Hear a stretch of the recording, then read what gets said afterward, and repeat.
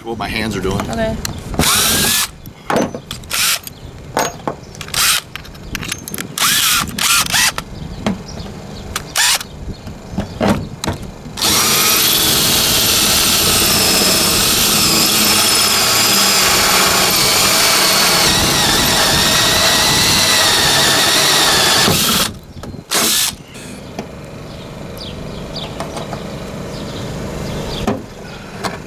Good job.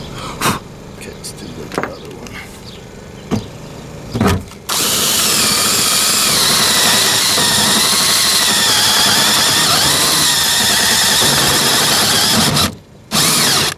This is getting a little bit dull.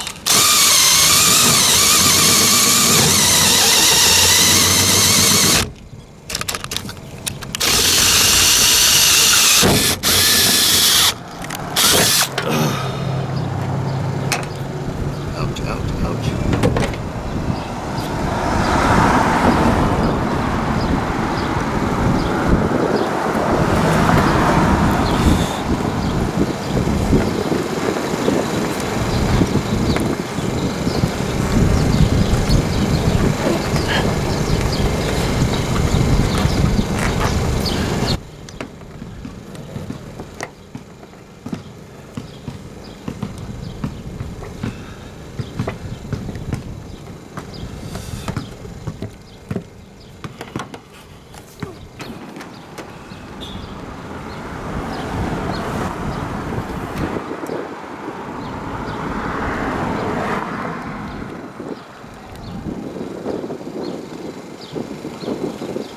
Okay, I'm gonna go pull.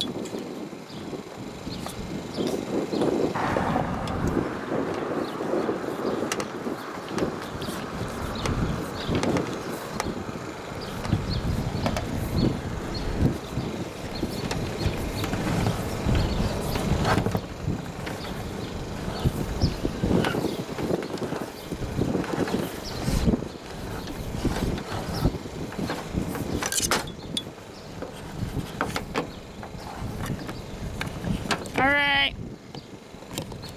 Yeah.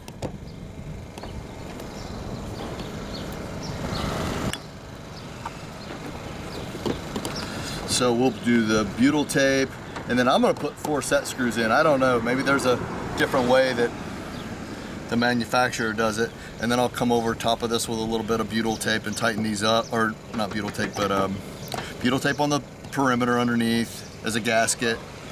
Little set screw, self-tapping set screws, and then a little die-core over the top of the set screws. Tighten these up. Might do something about fastening it right here, we'll see. So why don't you come on down and we'll film what we do on the inside.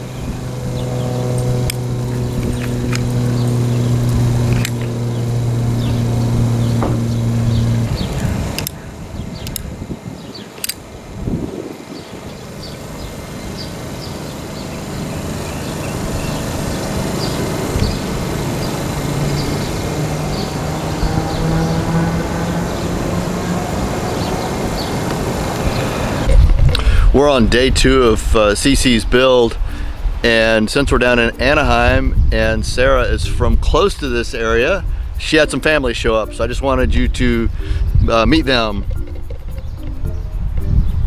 Sarah, take it away.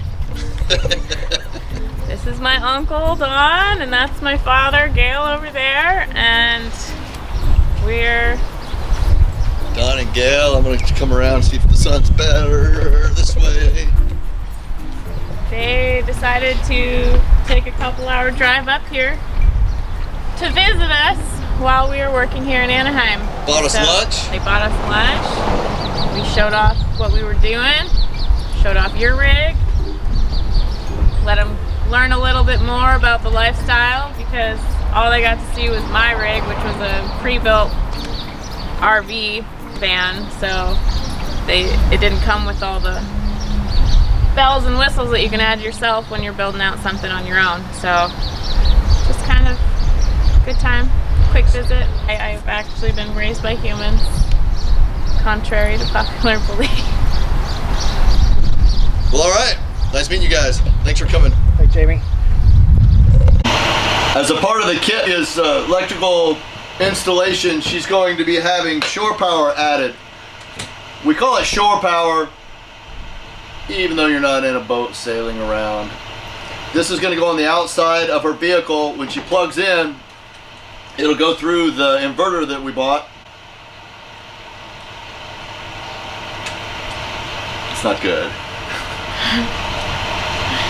Well, And getting seasick. This will hook up to the outside. This is a 30 amp service.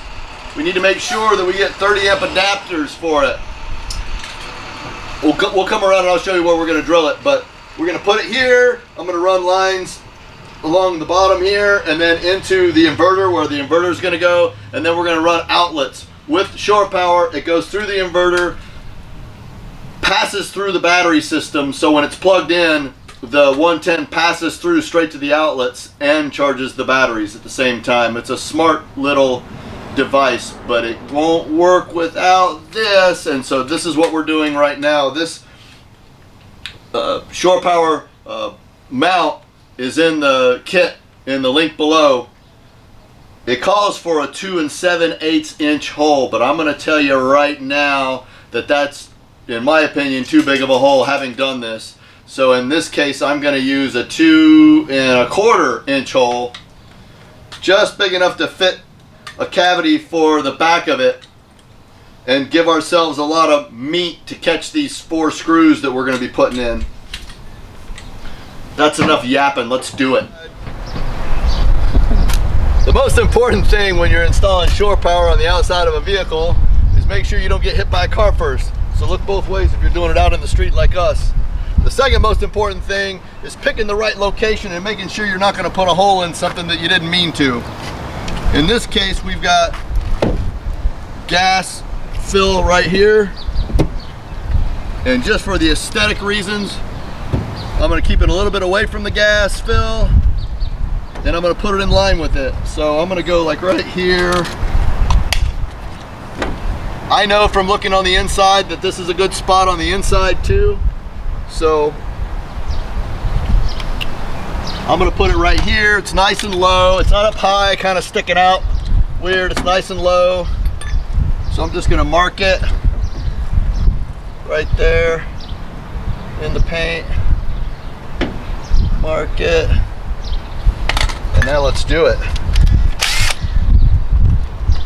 I like DeWalt tools. There's cheaper ones out there, but when you're holding a DeWalt tool in your hand, you know where your money went. All right, here we go. Make sure we're not too high, too low.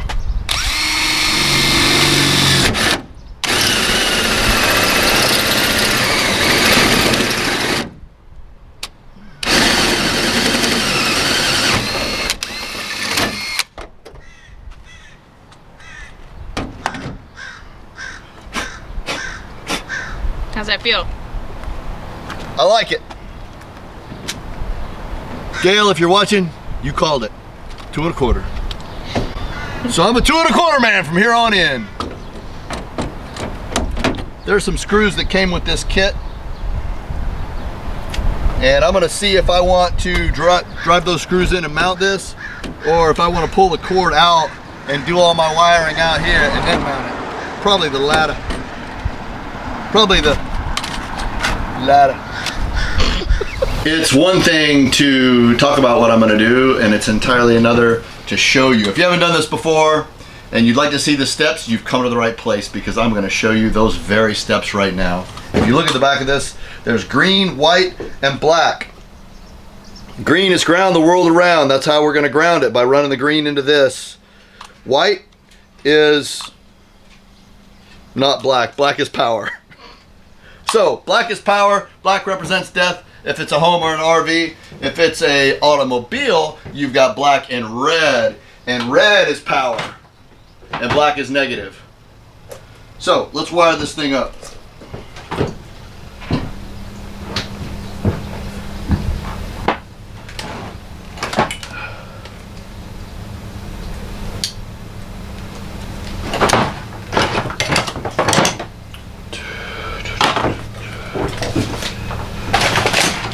Those who have literally never done this before, what are they called, these? These are wire strippers. This is 10 AUG wire. AUG stands for American Wire Gauge.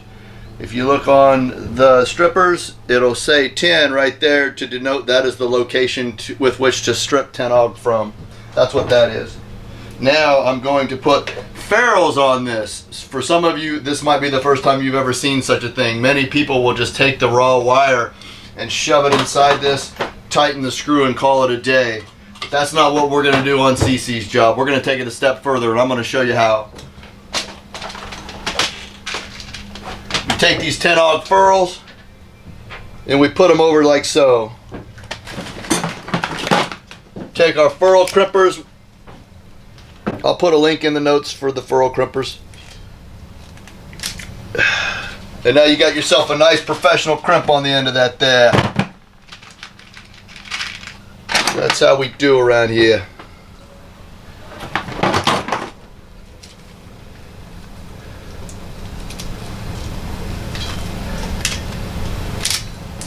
There's that. One more for the green.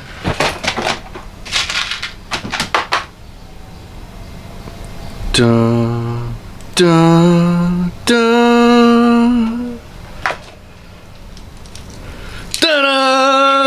Dun dun dun dun dun dun dun dun dun dun dun dun dun dun. There you go.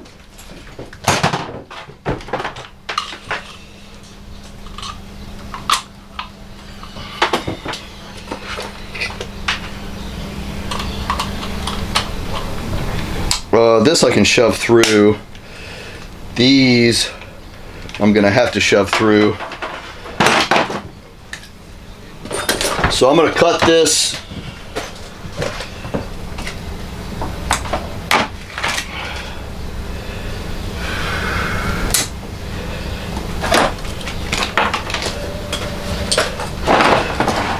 We're gonna put our inverter somewhere in the neighborhood of right around here. Right around here. So let's put this right here.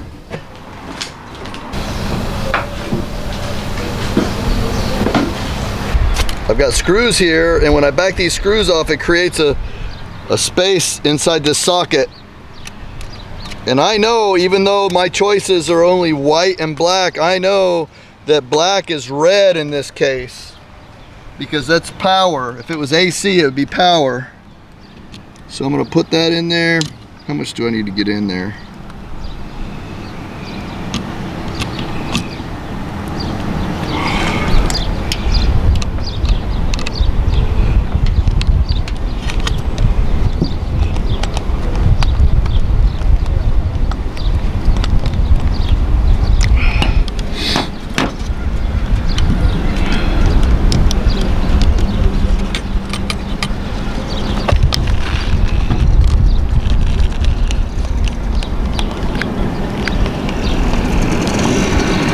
Now with this, we are ready to push this one through.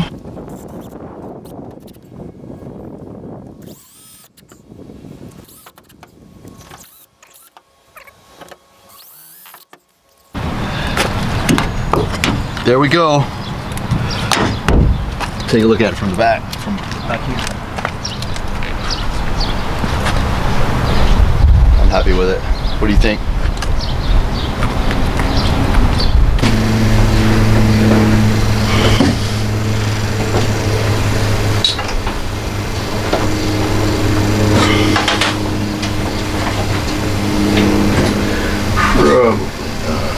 Let's see.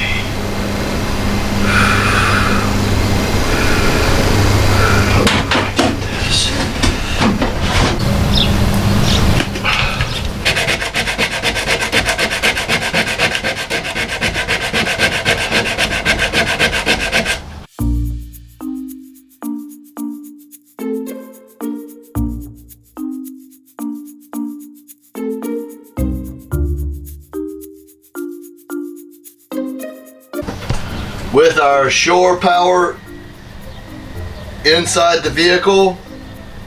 I'm waiting on a piece of plywood. I want to put the batteries on a piece of plywood for CC because she hasn't put her floor in yet. But if I'm careful, there's no reason that I can't go ahead and move forward with wiring up the batteries. What we have are 4 225 amp hour 6-volt batteries.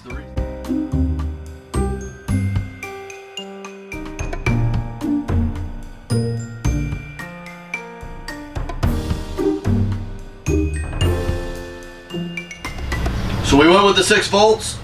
We're gonna wire them up in series to make them 12 volt. Anytime we wire in series, we double our voltage, but our amps stay the same. Parallel, your voltage stays the same, but your amps are additive. So let's get going on wiring these babies up, and I'll show you how we make 4 6-volt batteries into one 12-volt battery that's going to be 450 amp hours of power for CC. So let's get started. We'll go plus to minus, plus to minus. That'll make this a 12-volt bank and this a 12-volt bank, both 225 amp hours. And then we'll go plus to plus, minus to minus, and that will be the parallel to make it 450 amp hours from 12 volts. So we're actually wiring these in series and in parallel. So let's get started. I'll show you how to make cables.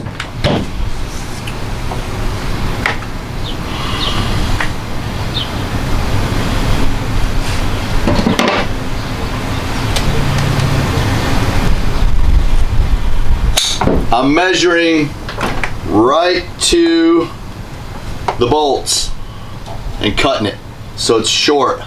See, it's short. Alright, let's do the other one. What are you using to cut it? This is specially designed, it's made by Channelocks. It's specially designed for soft copper. And I'll put a link down in the notes for one of these if you would like to have one. I highly recommend it for cutting big thick cable like this. This is O/2, 2/O.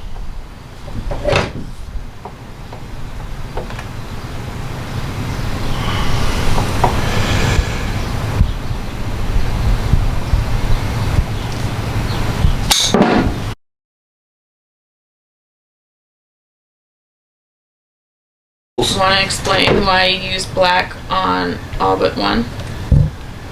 For those who don't know what's going on. Well, the reason I use black on all but one is because they're just tying in the batteries to wire them in series, and there's no reason to denote whether it's positive or negative. So I'm using black as kind of a neutral color in this case.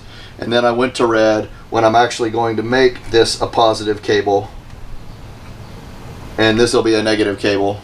So that's why I did those in black, because they're basically just neutral, and I don't want to throw anybody off that might be coming to service this that may not understand the complexities of wiring 6-volt batteries into 12-volt. When we're making these little cables, we want to put the lugs. These are called lugs. Let's talk a little bit about them. This cable is 2/O in size. And so we want to make sure that we get the lugs that are the same ones, and this says 2/O on it. We also want to make sure the diameter on these holes are different. So you want to make sure that the lugs that you're buying are going to fit the diameter of the hole at the end of it. Is going to fit in the battery that you're using. I know these VMAX batteries, I believe they're a 1/4 inch or 3/8 of an inch.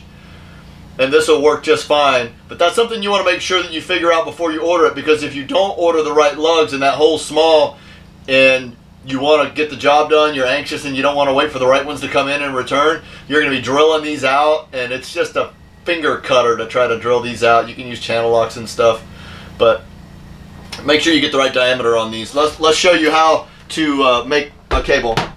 I want to make sure that my cable lugs are on the same in the same spot. See how that is? I don't want to make one flat and one up like this. I'd have to twist it and torque it and put a tweak on it. So I'm gonna just make it the right way the first time. So in order to do that, I see that I'm gonna need to peel back the sheathing about this far. I do that with my box cutter knife.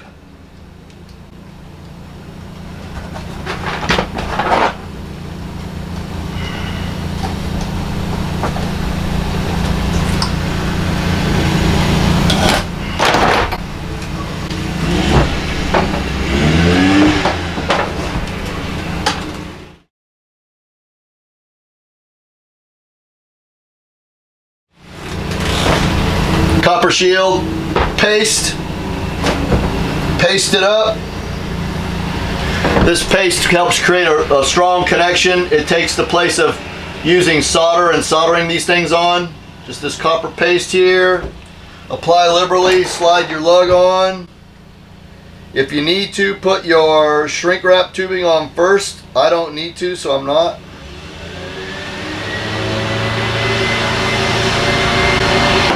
And if you're lucky enough to have somebody help you,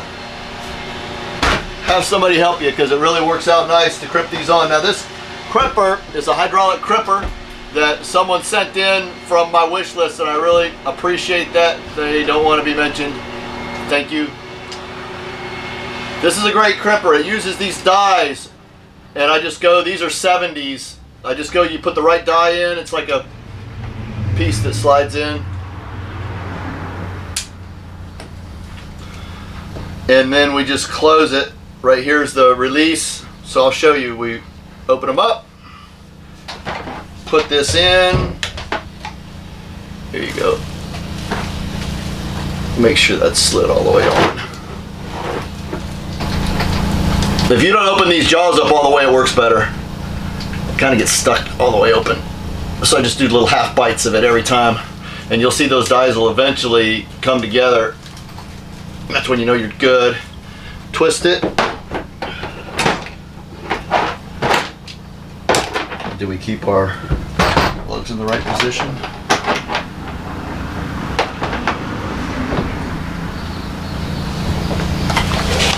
I like to cut this heat shrink tubing. The reason we use heat shrink tubing is because we don't want a lot of surface area down there that's live. So we're going to cover up as much of it as we can. And then we use our heat shrink gun. Sit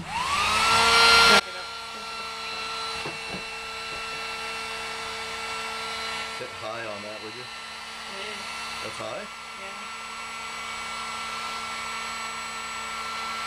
I'm going to go switch the generator over.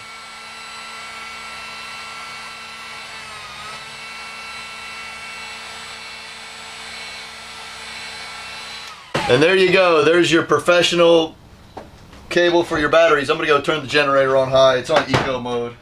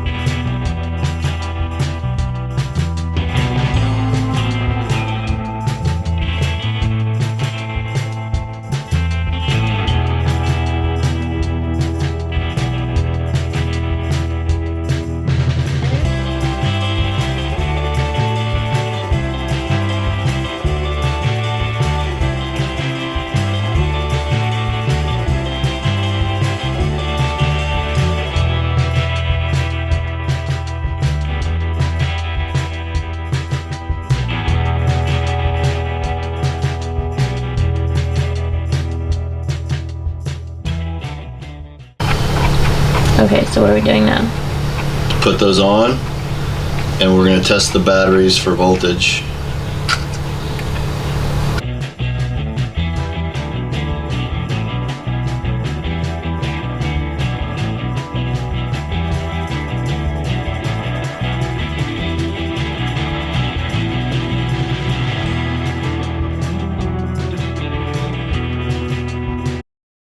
we have here now is a battery bank of 450 amp hours of 12 volts.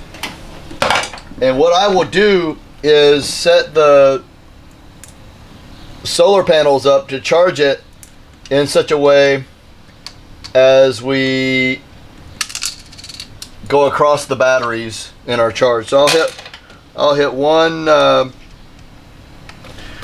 positive here and negative. Oh, probably right here maybe. Either one of these could be positive, either one of these could be negative.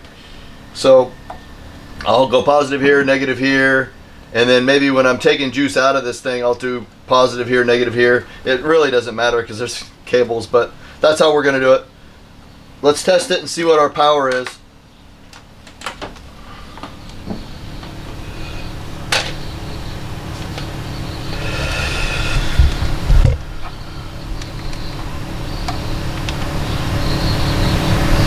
.96. So the charge that they've held from the factory is almost 13 volts. That's pretty good. We'll get the solar panels on this and get them charging very soon though. There you have it. With the batteries wired together, it's time to now wire the solar controller into it. So I'm going to do that. I'm going to cut these wires. We're going to mount the solar controller here with one of the panels that came with this vehicle from the factory. We'll just cut it out with the oscillating tool we talked about. And then we'll hook the batteries up. We won't hook these up to the controller first. The batteries get hooked up to the controller first. That's the next step. Hey everybody, Jamie here in the mountains of Oregon, out here in the Pacific Northwest, enjoying the high elevations during the summer months. I hope that you're enjoying the series that we're putting out on installing your own solar system, and then included in that we're going to show a fan installation and an isolator installation coming up. It's a lot of work that we did over several days, and so we are breaking it up over a few different videos for you. I'm not including the tools or the tool prices. I put links in for some of the tools as I'm using them, but there are a lot of ancillary tools to make this job happen, and I'm not including a price list of those, but I'll do my best to include links as they come up. If you're watching this and you feel like this installation is something that you aren't comfortable taking on, Sarah and I are taking work over the fall months into the van build. So just contact me at enigmaticnomadics.com and we can talk about what it is that you want to do, and we can set that up for you. I'm happy to do it. We just finished another installation since CC's just a couple of days ago, and it went great, 700 watts. And so just let us know on that. As far as the van build goes, as far as I know, everything is on. I submitted the SRP, and I'll be doing a video about that in more detail soon. It is set to be in Parker, Arizona at this time in November, and I'll have more details on that as they become available. Thanks for watching.